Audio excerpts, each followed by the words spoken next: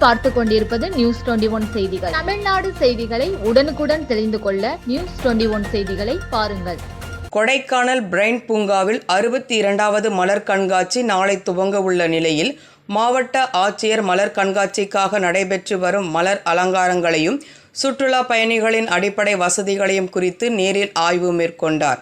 திண்டுக்கல் மாவட்டம் கொடைக்கானல் நகரின் மையப்பகுதியில் பிரைன் பூங்கா அமைந்துள்ளது. இந்த பூங்காவில் நாளை 62வது மலர் கண்காட்சி நடைபெற உள்ளது.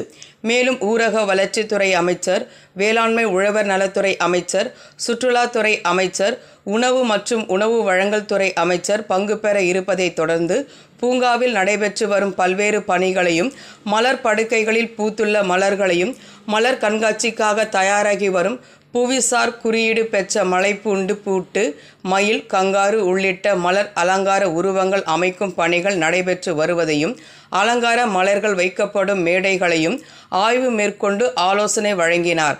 குறிப்பாக சுற்றுலா பயணிகளுக்கு தேவையான அடிப்படை வசதிகளான குடிநீர், கழிப்பறை வசதி முறையாக உள்ளதா, சுகாதாரமாக உள்ளதா என்பது குறித்தும், கோடை விழா நடைபெறும் மேடை மற்றும் சுற்றுலா பயணிகள் அமரும் இடங்களையும், பூங்காவிற்கு உள்ளே வரும் வழிகளையும், பூங்காவில் இருந்து வெளியே செல்லும் வழிகளையும் ஆய்வு மேற்கொண்டு சுற்றுலா பயணிகள் எவ்வித சிரமமும் இன்றி வந்து மலர் கண்காட்சியை ரசித்து செல்ல வேண்டுமென பூங்கா நிர்வாகத்தினரிடம் ஆலோசனை வழங்கி ஆய்வு மேற்கொண்டார்.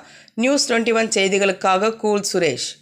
ராணிப்பேட்டை மாவட்டம் ஆற்காடு பேருந்து நிலையத்தில் மாதந்தோறும் பௌர்ணமி அன்று அன்னதானம் வழங்கி வரும் Sri Jothilingeswarar சிவனடியா Seva public charitable trust பல்வேறு ஆன்மீக பணிகள், பள்ளி மாணவ மாணவிகளுக்கு உதவி செய்தல், மரம் நடுதல், இரத்த தான முகாம் நடத்துதல், மருத்துவ முகாம் நடத்துதல், துப்புரவு பணியாளர்களுக்கு நலத்திட்ட உதவிகள் வழங்குதல் போன்ற எண்ணற்ற பொது சேவை பணிகளை செய்து வருகின்றனர். இதில் உதவி செய்ய விருப்பமுள்ளவர்கள் தொடர்பு கொள்ளவும். நிறுவன தலைவர் ஜெய் மாருதி சரவணன், எண் 3, ராஜ முதலியார் தெரு, ஆற்காடு, ராணிப்பேட்டை மாவட்டம்.